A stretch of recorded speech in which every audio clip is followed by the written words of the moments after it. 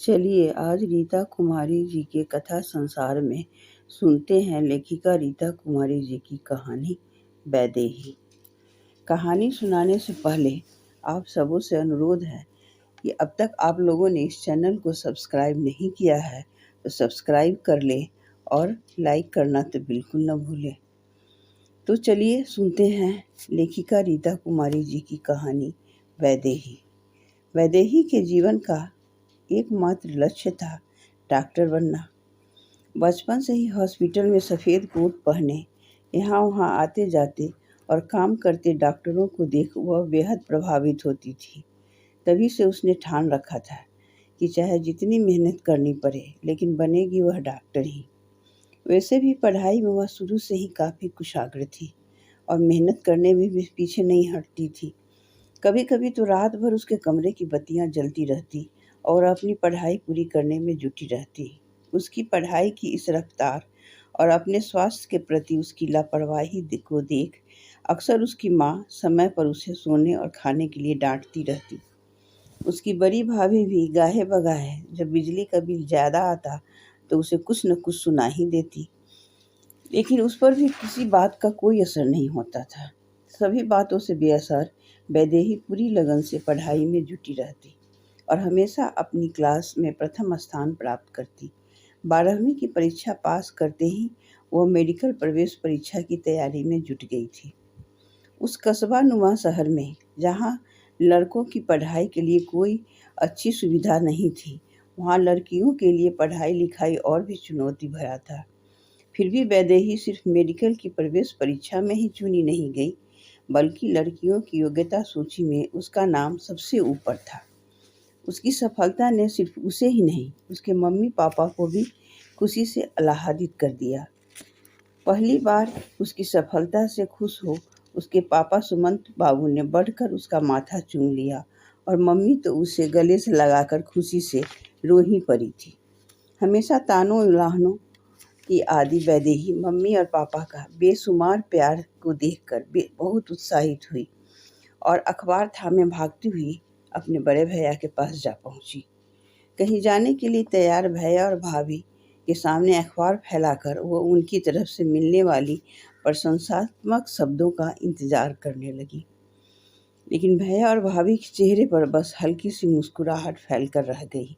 जिस प्रशंसा का इंतजार उसका दिल कर रहा था वह करता ही रह गया। जल्द ही भैया का चेहरा सपाट हो गया, न खुशी न गम। अखबार लौटाते हुए बोले, ठीक है इसे रखो, आकर बात करता हूँ। और फिर दोनों वहाँ से चले गए। देर रात तक वैदेही इंतजार करती रही। उसके भैया और भाभी देर रात लौटे भी तो अपने कमरे में जा घुसे और वह ठगी सी अपने कमरे में खड़ी रह गई। भैया के इस बेरुखे रूप की तो उसने कल्पना भी नहीं की थी। प्राथमिक विद्यालय से शिक्षक पद से अवकाश प्राप्त उसके पापा ने उसकी पढ़ाई के लिए और शादी को लेकर सारी जिम्मेदारियां अपने तीनों बेटों पर सौंप रखी थी, क्योंकि अपनी सारी ज़िंदगी की कमाई तो वे पहले ही अपने तीनों बेटों पर खर्च कर चुके थे, उनके पढ़ाई लिखाई और नौकरी में लगा चुके थे। दूसरे दिन सुबह सुबह भैया और उसके पापा के बीच बहस हो रही थी। पापा आप समझते क्यों नहीं, सिर्फ 50,000 रुपयों की बात नहीं है, अभी नामांकन में इतने पैसे लगेंगे, उसके बाद भी पढ़ाई में लाखों रुपए के खर्च होंगे। लड़की है पराया धन, कल को उसकी शादी करनी होगी तो दहेज के लिए भी तो रकम जुटाना होगा। इतने पैसा कहाँ से आएंगे? आप थोड़ी समझदारी से काम लीजिए। उसका मेडिकल कॉलेज में एडमिशन करवाने के बदले उन्हीं पैसों से उसकी शादी करवाने की सोचिए। कैसी बातें करते हो ज्ञान? वैदेही का दिल टूट जाएगा, उसके सारे सपने बिखर जाएंगे। मेरा तुम तीनों भाइयों से यही अनुरोध है कि उसकी शादी मत करना, पर उसकी पढ़ा तो दो, डॉक्टर तो बना दो। सुमंत बाबू की आवाज़ गिड़गिड़ाहट की हद तक कातर हो आई थी, लेकिन बड़े भैया और अपने फैसले पर अड़े रहे। तब सुमंत बाबू ने तीनों बेटों को एक साथ बुलाकर बातचीत की, पर नतीजा वही ढाक के 3 पात रहा। और किसी बात पर तीनों भाइयों की राय शायद ही कभी मिलती हो, लेकिन वैदेही की पढ़ाई को लेकर सभी भाई एक मत थे। फिर सुमंत बाबू ने किसी बेटों के सामने अपनी झोली नहीं फैलाई। सिर्फ इतना बोले, तुम तीनों भाइयों को पढ़ाने और योग्य बनाने में मैंने अपनी सारी ज़िंदगी की कमाई होम कर दी। अपने बुढ़ापे तक का नहीं सोचा और तुम तीनों मिलकर मेरी एकमात्र बची जिम्मेदारी को निभाने से कतरा रहे हो। एक बात और जान लो, वैदेही सिर्फ मेरी जिम्मेदारी नहीं है, बल्कि तुम सभी की तरह वह भी मेरे वजूद का एक हिस्सा है। आज अपना सुख तलाशते तलाशते तुम सभी की सोच इतनी छोटी हो गई है कि बिना बंटवारा किए ही तुम सबों के दिल बँट चुके हैं। तुम लोगों की नज़र में सिर्फ पत्नी और बच्चे ही प्यार के रिश्ते रह गए हैं। जिस बहन के साथ खेलकर लड़कर बड़े हुए हो, उसके साथ भी कच्चे धागों से बंधा एक प्यार का ही रिश्ता ही होता है। लेकिन बड़ी आसानी से तुम सभी ने उस रिश्ते से किनारा कर लिया। फिर थोड़ा रुक कर बोले, खैर मैं पिता हूँ, तुम सभी के लिए बुरा सोच भी नहीं सकता। फिर भी यह तो नहीं भुलाया जा सकता कि सभी से अपने बच्चों के लिए कई कई ट्यूशन लगा रखे हो, पर मेरे बेटों पर अपनी बहन की पढ़ाई का खर्च ही भारी पड़ गया और बिजली का बिल भी भारी पड़ गया। आज से मैं तुम लोगों को उसकी शादी की जिम्मेदारी से भी मुक्त करता हूँ। जिस दिन वह अपने जीवन का लक्ष्य पालेगी, उसकी मानसिकता के अनुरूप उसकी शादी भी करवा दूंगा। सिर्फ खाता पीता परिवार देखकर उसकी शादी नहीं करवाऊंगा। बोलते बोलते सुमंत बाबू का गला भर रह गया। उसके बाद कई दिनों तक वे पैसों के लिए इंतज़ाम के लिए यहाँ वहाँ इधर उधर भटकते रहे, लेकिन पैसों का इंतज़ाम न हो सका। जैसे जैसे नामांकन के लिए निर्धारित अंतिम तारीख नज़दीक आ रही थी, सुमंत बाबू की बेचैनी बढ़ती ही जा रही थी। नामांकन भरने के अंतिम तारीख से एक दिन पहले तक सुमंत बाबू पैसों का इंतज़ाम न कर पाने के पीड़ा से बेहद परेशान थे।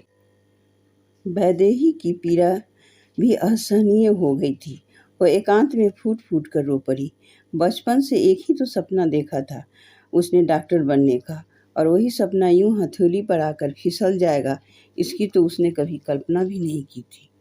अपनी मनोव्यथा को कम करने के लिए वह बरामदे में आ बैठी। वहीं बरामदे में सुमंत बाबू भी आराम कुर्सी पर अधलेटे से पड़े थे।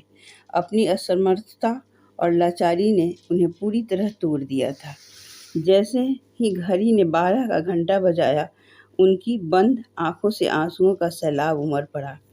पास ही खाट पर लेटी उसकी माँ ने अपना चेहरा आंचल से ढक रखा था। शायद उन्हें अपनी मजबूरी और आंसुओं को छिपाने के लिए आंचल से अच्छा कुछ और नहीं मिला था।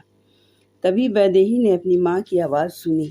हम अपने बेटों के भविष्य की इतनी चिंता क्यों करते हैं कि बेटियों का भविष्य ही बर्बाद हो जाता है? क्या बेटियां हमारी कोखजाई नहीं होती? इनका भविष्य भी सुधारना है, यह बात समझने में हम इतनी देर क्यों लगा देते हैं?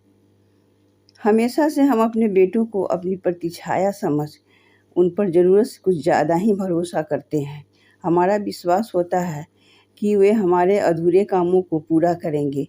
यहीं पर हम शायद सबसे बड़ी गलती करते हैं, जो लड़कों को लड़कियों से अलग समझ उन पर अधिक भरोसा करने लगते हैं।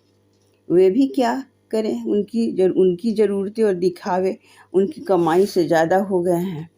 वे भी विवश हैं, यह सोचकर कि कहीं इस आधुनिकता के स्वार्थपूर्ण दौर में पिछड़ न जाए। इस अंधी दौर ने हमारे बच्चों को उत्तरदायित्व शून्य बना दिया है। वे समझते हैं कि हमने जो उनके लिए किया, जो दुख तकलीफ़ें सही, वो हमारा कर्तव्य था, त्याग नहीं। इसलिए वे वैदेही का दायित्व लेने से कतरा रहे हैं। उनकी इसी सोच की वजह से मैंने उन्हें हर उत्तरदायित्व से मुक्त कर दिया है। पापा करीब करीब बिलखते हुए बोले। मम्मी एक गहरे निश्वास खींच चुप हो गई। मम्मी पापा के मन का बढ़ता सूनापन और यूं टूट टूट कर बिखरना वैदेही को असहनीय हो रहा था। वह तड़प कर पापा के पास आ गई। पापा, आप क्यों उदास हैं? आपको शायद पता नहीं कि मैंने अपना फैसला बदल दिया है। मुझे डॉक्टर नहीं बनना है, अब मैं प्रशासनिक सेवा में जाऊंगी। मैंने तो इस परीक्षा की तैयारी के लिए कुछ किताबें भी खरीद ली हैं। स्नातक करने के साथ ही मैं आपको IAS अधिकारी बनकर दिखाऊंगी। उसकी आवाज़ की दृढ़ता ने सुमंत बाबू को चौंका दिया, लेकिन आश्वस्त नहीं कर पाई। अपने वायदे के मुताबिक वैदेही स्नातक करने के बाद दूसरे साल ही प्रतियोगी परीक्षा में सफल हो IAS अधिकारी बन गई थी। जिस दिन परीक्षा फल आया वह खुद ही अपनी सफलता पर अचंभित रह गई थी। हाथों में परीक्षा फल फड़फड़ा रहा था, लेकिन उसे फिर भी विश्वास नहीं हो रहा था कि वह इतनी बड़ी सफलता हासिल कर चुकी है। उसकी सफलता ने स्वयं उसे चमत्कृत कर दिया था। जैसे ही उसने परीक्षा फल पापा के हाथों में पकड़ाया, देखते देखते उनकी आंखें में गर्व और हैरानी और प्रसन्नता के भाव एक साथ छलक आए। आज तुमने मेरा सीना गर्व से चौड़ा कर दिया। उनके आगे के बोल अवरुद्ध गले में और डबडबाई आंखों में डूब कर रह गए। सारी जिंदगी सर उठाकर जीने वाले उसके पापा की अपनी ही मजबूरी ने उम्र के तीसरे पड़ाव पर उन्हें काफ़ी कमज़ोर बना दिया था। लेकिन अपने पापा और मम्मी की खुशी देख वैदेही की आत्मा तृप्त हो गई थी। आज वैदेही को अपने पर आए सभी बधाइयाँ दे रहे थे। उसके भाई भाभियाँ भी काफ़ी खुश थे, पर उससे नज़रें नहीं मिला पा रहे थे। अपनी बहन के प्रति अपना फर्ज पूरा न कर पाने का अपराध बोध उन्हें साल रहा था। वही सफलता के उच्चतम शिखर पर पहुंचकर वैदेही के दिल में अब तक भाइयों के प्रति पलता विद्रोह और परायापन की भावना जाने कहाँ तिरोहित हो गई थी। अचानक ही उसे सब कुछ अच्छा और अपना लगने लगा था और पिछली सारी बातें भुलाकर पहले की तरह ही वो अपने भाई और भाभियों से आशीर्वाद लेने जा पहुंची। वैदेही के इस एकदम कदम ने कई वर्षों से बहन भाइयों के बीच आए फासले को मिटा दिया। वैदेही ने भले ही भाइयों की स्वार्थपरता को भुला दिया, लेकिन उसके बहुत कोशिश करने के बावजूद उसके माता पिता अपने बेटों को कभी माफ़ नहीं कर पाए। अकस्मात घर में आई ढेरों खुशियाँ ने घर के माहौल को ही बदल दिया था, जिसके बीच यह कोई नहीं जान सका कि वैदेही के जीवन में डॉक्टर बनने की सबसे बड़ी अभिलाषा के राख होने से उत्पन्न चिंगारी ने भले ही उसे सफलता के उच्चतम शिखर पर पहुंचा दिया था, लेकिन वह एक बदले की भावना से उत्पन्न संकल्प मात्र था, पैसा, ताकत, हिम्मत और ऊंचाई प्राप्त करने के लिए। वैदेही को आज भी सपने आते हैं कि वह मेडिकल प्रवेश परीक्षा दे रही है। कभी देखती मेडिकल कॉलेज जाने वाली बस छूट गई है।